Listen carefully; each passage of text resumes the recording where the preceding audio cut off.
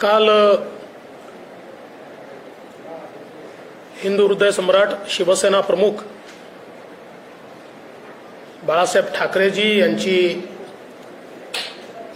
जयंती होती आणि या जयंतीच्या निमित्ताने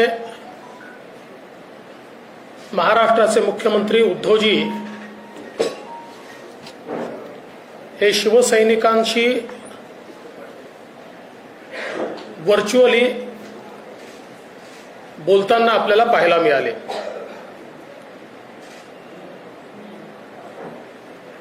सोयीचा इतिहास आणि सिलेक्टिव्ह विसर या दोन गोष्टी प्रामुख्याने त्यांच्या भाषणात पाहायला मिळाल्या. ते असं म्हणाले की 25 वर्ष आम्ही युतीत सडलो. खरं म्हणजे 2010 पर्यंत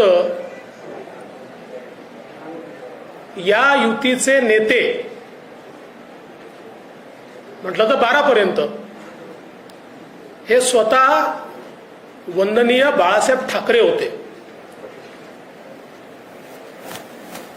या युतीचा निर्णय त्यांनी केला होता आणि त्यांच्या हयातीत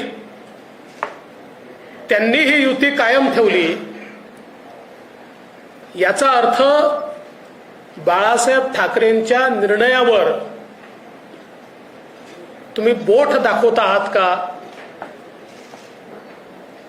भाजप सोबत शिवसेना सडत असताना बाळासाहेबांनी शिवसेनेला सडत ठेवलं असं तुमचं म्हणणं आहे का?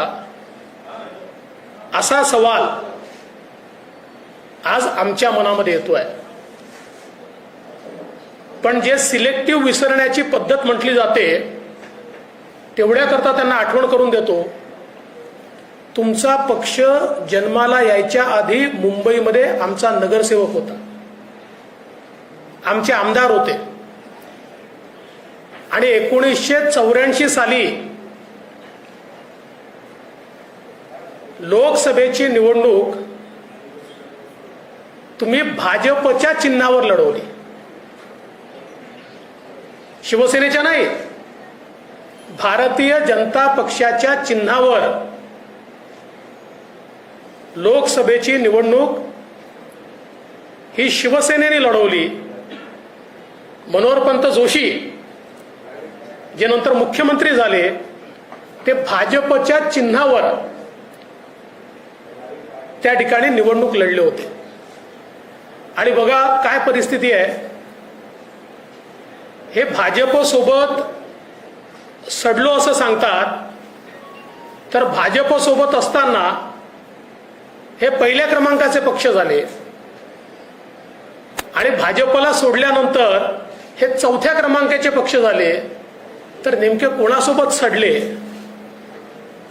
याचाही निर्णय त्यांनी केला पाहिजे. खरं म्हणजे माननीय मुख्यमंत्र्यांच्या प्रत्येक भाषणामध्ये तेच ते मुद्दे आहेत. कदाचित शिवसैनिकांना आता ते पाठ झालं असेल की ते काय बोलणार आहेत. आम्हाला हिंदुत्व शिकवू नका, राम जन्मभूमीचं आम्हीच त्या ठिकाणी होतो. कोण होते तुमचे? राम जन्मभूमीच्या आंदोलनामध्ये लाठ्या काठ्या आणि गोळ्या खाणारे आम्ही आहोत. तुम्ही तोंडाची वाफ दडवत होते. कोण होतं? या ठिकाणी खरं म्हणजे माझा सवाल आहे की राम जन्मभूमी बाबरी मशीद विषय सोडून द्या. ते मोदींनी करून दाखवलं. राम मंदिर मोदीजींच्या नेतृत्वात तयार होत आहे, पण तुम्ही साधा कल्याणचा दुर्गाडीचा प्रश्न नाही सोडवू शकले, श्रीमलंगडाचा प्रश्न नाही सोडवू शकले. कशा राम जन्मभूमीच्या गप्पा मारता? भाषणाच्या पलीकडे तुमचं हिंदुत्व काय? त्या प्रश्नावर इतके वर्ष खरं म्हणजे राष्ट्रीय स्वयंसेवक संघाने आणि धर्मवीर आनंद दिघेंनी संघर्ष केला, पण जेव्हा तुमचे मुख्यमंत्री होते तेव्हाही तुम्ही सोडवला नाही आणि आजही तुम्ही सोडवला नाही. त्यामुळे तुमचं हिंदुत्व हे कागदावरचं हिंदुत्व आहे, हे भाषणातलं हिंदुत्व आहे. तुम्ही औरंगाबादचं संभाजीनगर करू शकले नाही, तुम्ही उस्मानाबादचं धाराशिव करू शकले नाही. तुमच्याच घोषणा होत्या ना, नाही करू शकले तुम्ही. पण तिकडे अलाहाबादचं प्रयागराज झालं, ते त्यांनी करून दाखवलं आणि तुम्ही बोलत राहिला. हिंदुत्व जगावं लागतं, हिंदुत्व भाषणापुरतं मर्यादित नसतं. मोदीजींनी ते करून दाखवलं. आज काशी विश्वनाथाचं जे मंदिर मुघल आक्रांत्यांनी तोडलं होतं, त्या काशी विश्वनाथाला त्याचं पूर्ण स्वरूप देण्याचं काम हे मोदीजींनी करून दाखवलं. केलं तुम्ही कधी? आज प्रयागराजमध्ये हिंदूंच्या आस्थेचा कुंभ ज्या प्रकारे आयोजित करण्यात आला आणि त्याकरता ज्या सोयी तयार करण्यात आल्या, केल्यात तुम्ही कुठे? 370 कलम रद्द करताना तुमची तर भूमिका दुटप्पी होती, दुटप्पी भूमिका होती. कशाच्या हिंदुत्वाच्या गप्पा मारताय? माझी तर त्यांना एवढीच या ठिकाणी निवेदन आहे माझं, व आम्ही तर वंदनीय बाळासाहेब ठाकरेंना अभिवादन अभिमानानं करतो, पण अभिवादन सोडा, त्यांच्याकरता एक ट्विट राहुल गांधी, सोनिया गांधी आणि प्रियंका गांधीकडनं करून दाखवा. याला लाचारी म्हणतात. ज्यावेळी तुम्ही त्यांच्या फोटोंना हार घालता आणि त्यांना मात्र वंदनीय बाळासाहेब ठाकरेंच्या जयंतीच्या निमित्ताने ट्विट करायला लाज वाटते आणि तरी सत्तेकरता त्यांच्या मांडीला मांडी लावून बसता, यापेक्षा मोठी लाचारी काय आहे? त्यामुळे खरं तर हिंदुत्वाच्या गप्पा आणि लाचारीचं बोलणं हे तुमच्या तोंडी शोभतच नाही. या संपूर्ण भाषणामध्ये महाराष्ट्राच्या हिताचं काही नाही,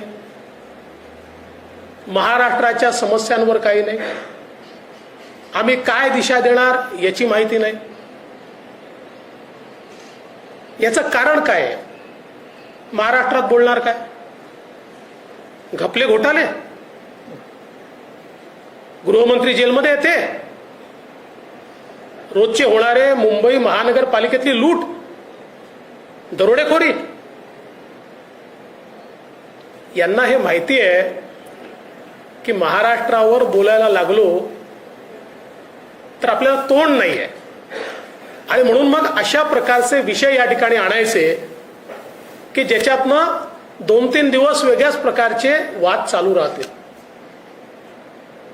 पण एक गोष्ट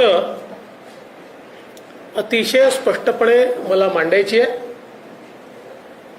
ती म्हणजे भारतीय जनता पार्टी स्वतःच्या भरोशावर या महाराष्ट्रामध्ये आपलं सरकार बनवेल आणि वेगळं लढून देखील नंबर 1चा पक्ष भाजपच आहे हे आम्ही या ठिकाणी दाखवून दिलं. काल एक अजून गोष्ट ते असं म्हणाले की बाबरी मशिदीनंतर संपूर्ण देशात शिवसेनेकरता अतिशय अनुकूल लाट होती आणि तेव्हाच जर शिवसेनेने सीमोल्लंघन केलं असतं तर आज दिल्लीमध्ये शिवसेनेचा झेंडा असता. परत सिलेक्टिव्ह मेमरी. 1993च्या निवडणुकीमध्ये शिवसेनेने उत्तर प्रदेशामध्ये 180 उमेदवार लढवले होते. जेव्हा तुमची लाट होती ना, 180 उमेदवार लढवले होते, त्यातल्या 179 लोकांचं डिपॉझिट जप्त झालं होतं. 180 उमेदवार लढवले होते, त्यापैकी 179 लोकांचं 1993 साली डिपॉझिट जप्त झालं होतं, एकाचं वाचलं होतं. 1996 मध्ये 24 उमेदवार लढवले, त्यातल्या 23 लोकांचं डिपॉझिट जप्त झालं. आणि 2002 साली 39 उमेदवार लढवले आणि पूर्ण 39 उमेदवारांचं डिपॉझिट जप्त झालं. त्यामुळे ही जी शिवसेनेची लाट वगैरे जी होती आणि आम्ही भाजपला साथ नाही, तुम्ही लढवल्या पण लोकांनी तुम्हाला नाकारलं. 1993 साली देखील नाकारलं, कारण लोकांना हे माहिती होतं की राम जन्मभूमीच्या आंदोलनामध्ये सक्रियतेने कोणी असेल तर ते कारसेवक होते आणि संघ विचाराचे लोक होते, विचार परिवारातले लोक होते. म्हणून मला असं वाटतं की जे सिलेक्टिव्ह मेमरीनं बोलणं मुख्यमंत्र्यांनी बंद केलं पाहिजे आणि महाराष्ट्राच्या गव्हर्नन्सवर थोडा फोकस दिला पाहिजे. महाराष्ट्राची जी अवस्था आज होती आहे ती अवस्था यापूर्वी कधीही पाहिली नाही. इतकी बेशिस्त आणि इतकं भ्रष्ट सरकार यापूर्वी महाराष्ट्राने कधी अनुभवलं नाही. आणि म्हणून आमची अपेक्षा आहे की ठीक आहे, तुम्हाला चौथ्या क्रमांकावर गेल्याची निराशा असू शकते, पण ती अशा प्रकारे काढू नका, असा आमचा त्यांना सल्ला आहे. कल महाराष्ट्र के मुख्यमंत्री उद्धव ठाकरे जी ने वंदनीय शिवसेना प्रमुख बाळासाहेब ठाकरे जी की जयंती पर जिस प्रकार का वक्तव्य किया है और कहा है कि बीजेपी के साथ शिवसेना 25 साल तक सड़ी, तो मैं सवाल पूछना चाहता हूं कि 2010 तक इस अलायंस के नेता बाळासाहेब ठाकरे जी थे और बाळासाहेब ठाकरे जी ने इस अलायंस को कायम रखा, तो क्या बाळासाहेब ठाकरे जी के कारण शिवसेना सड़ी? इतना ही नहीं, तो मैं उनको याद दिलाना चाहता हूं क्योंकि सिलेक्टिव मेमोरी है. उनकी पार्टी का जब जन्म भी नहीं हुआ था उससे पहले मुंबई में बीजेपी का कॉर्पोरेटर था, बीजेपी में विधायक चुनकर आए. और इतना ही नहीं, तो 1984 में शिवसेना के सांसद के उम्मीदवार, लोकसभा के उम्मीदवार बीजेपी के चुनाव चिन्ह पर चुनाव लड़े. तो अब कौन किसकी गोद में बैठा ये उनको याद दिलाने की आवश्यकता है. और एक और चीज मैं याद दिलाना चाहता हूं, जब तक हमारे साथ वो थे तब तक पहले नंबर के या दूसरे नंबर के पार्टी हुआ करते थे, और हमारा साथ छोड़ने के बाद चौथे नंबर पर चले गए. तो कौन किसके साथ सड़ा ये उनको याद करना चाहिए. और जो हिंदुत्व की बात वो कहते हैं और कहते हैं राम मंदिर के आंदोलन को हमने किया, आप कहां थे? अरे लाठी गोली खाने वाले हम लोग हैं, हम. आप तो सिर्फ भाषण दे रहे थे. कौन से आंदोलन में आप थे? आप कहीं नहीं थे. अरे वो राम जन्मभूमि का आंदोलन छोड़ दीजिए, हमारे कल्याण में दुर्गाड़ी या श्री मलंगगढ़ का भी प्रश्न अभी तक आप छुड़ा नहीं पाए. क्या राम जन्मभूमि की बात करते रहे? मोदी जी ने छुड़ाकर दिखाया. आज राम जन्मभूमि पर प्रभु श्री राम जी का मंदिर बन रहा है. हिंदुत्व ये केवल बातों से नहीं होता.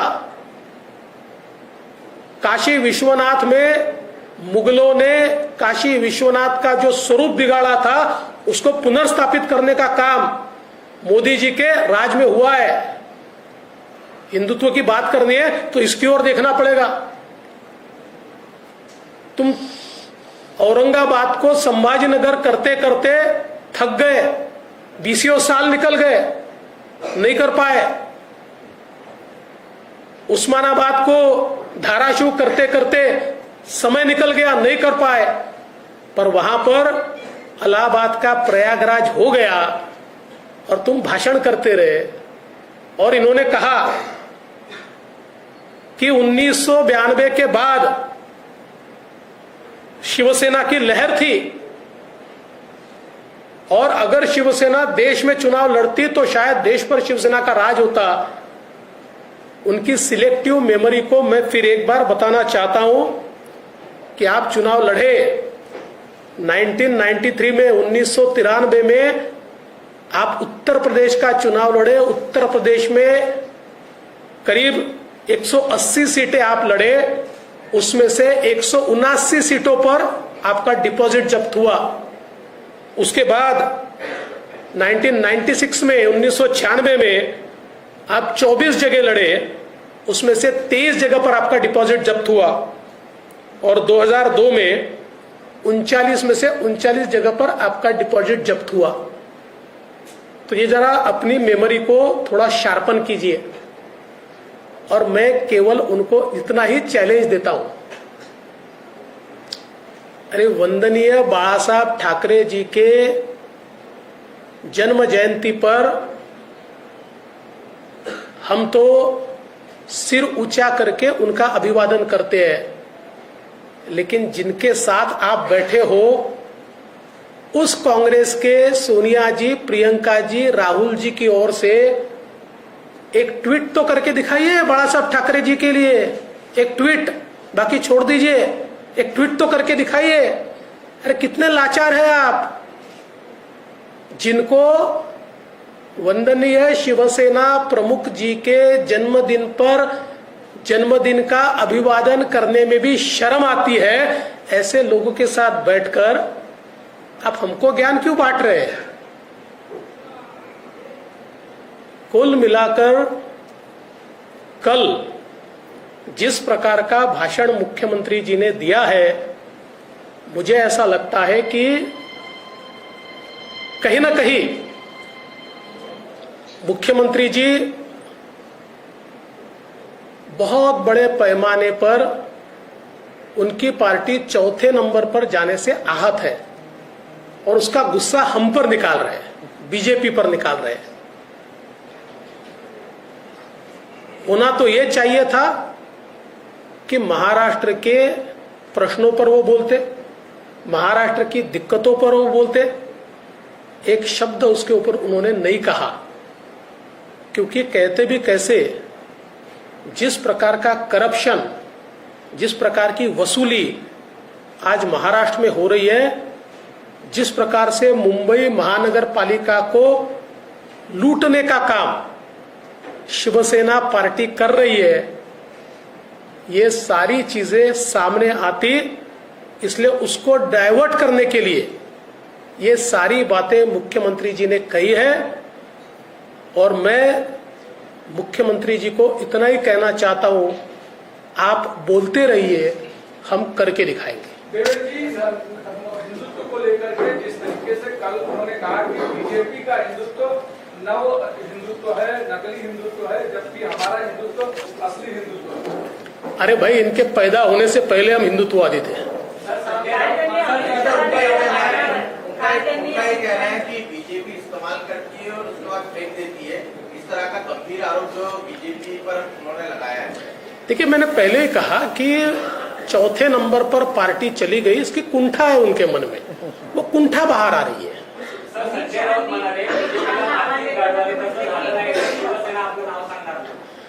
त्यांनी नाव आताच बदलून टाकावं। अमित शाह की आम्ही त्यांना आव्हान देतो, त्यांनी ईडी आणि सीबीआय बाजूला सोडावं आणि नाही, असं आहे, ईडी किंवा सीबीआय हे केव्हा काम करेल? तुम्ही चोऱ्या केलं तर करेल, नाही तर नाही करणार। तुम्ही वापरताय ना, तुम्ही तर साधा आम्ही एखादा ट्विट केला तरी आमच्या लोकांना जेलमध्ये टाकताय. राबडी देवी काय शिवी आहे? पण सौभाग्यवतींना राबडी देवी म्हटलं म्हणून पुण्याचे 25 पोलीस रात्री आमच्या कार्यकर्त्याच्या घरात जात आहेत. आम्ही काही समर्थन नाही केलं. त्यामुळे मला असं वाटतं की रडीचा गेम असतो ना, असा रडीचा गेम आहे. एनडीए के साथ में नहीं है मौजूदा गवर्नमेंट. क्या पहले जो पार्टियां जो एनडीए के साथ थी अटल जी के वक्त में, वो पार्टियां अभी एनडीए के साथ. देखिए, अटल जी के समय हमारी बहुमत की सरकार नहीं थी तो 22 पार्टियों को साथ में लिया था. आज बहुमत से भी ज्यादा है हम लोग. लोकल पार्टीज त्यांच्या भाजपच्या सोबत जातात, त्यांना संपूर्णच काम भाजप करतं. त्यामुळे आता कार्यकर्त्यांनी आवाहन केलं, तुम्ही संस्थात्मक दृष्ट्या वाढा, आपण नगरपंचायतीमध्ये वाढलं पाहिजे, आता विस्तार केला पाहिजे पक्षाचा. नाही, खरंच आहे. त्यांच्या लक्षात आलं असेल की किती दिवस महानगरपालिका लुटून लुटून चालवायचं, त्यापेक्षा आता संस्थेत जा, असा तो त्यांचा सांगण्याचा इशारा असेल.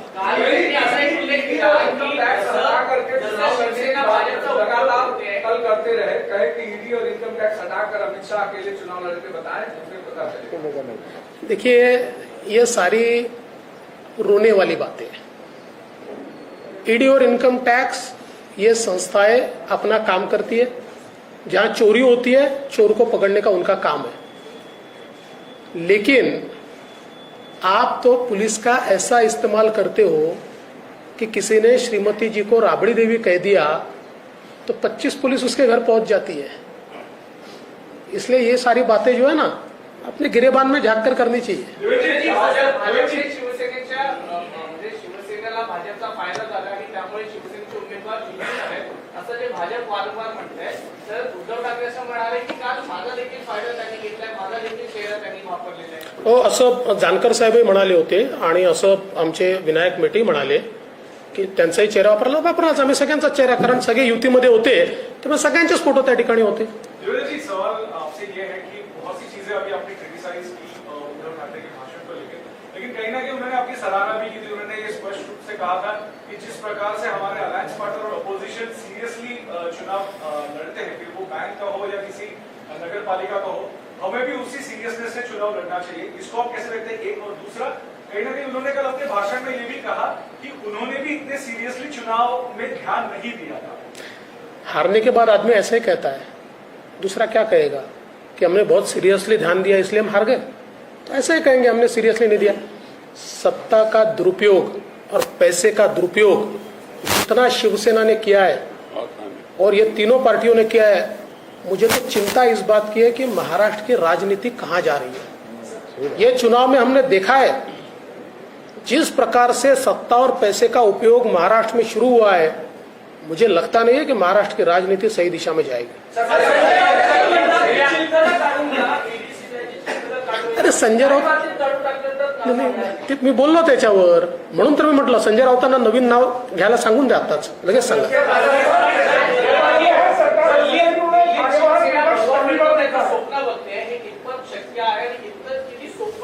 दिल्लीत भगवा फडकलेला आहे 2014 साली. महाविकास आघाडीतील अंतर्गत वाद पुन्हा एकदा चव्हाट्यावर. स्वतः ऊर्जा मंत्री म्हणाले की राज्य जर अंधारात गेलं तर त्याला काँग्रेस जबाबदार नाही, संपूर्ण महाविकास आघाडी जबाबदार. 8,000 कोटींची बाकी शिवसेना आणि राष्ट्रवादी. 8,000 कोटींची बाकी शिवसेना म्हणजे खाते जे आहे शिवसेना आणि राष्ट्रवादीला आहे. कायम काँग्रेसकडे रिपोर्ट दाखवलं जातं, राज्य अंधारात गेलं तर सगळे जबाबदार. असं आहे की हिंदीमध्ये अशी म्हण आहे, नाच न जाने आंगन तेढा. अशी अवस्था या सरकारची आहे. नाचता येईना अंगण वाकडे अशी अवस्था आहे. यांना सामान्य माणसाशी, गरीबाशी काही घेणं देणं नाही आहे. जेवढा यांचा भ्रष्टाचार चाललाय ना, तेवढा जरी थांबवला तरी वीज मंडळाचं डेफिसिट संपेल.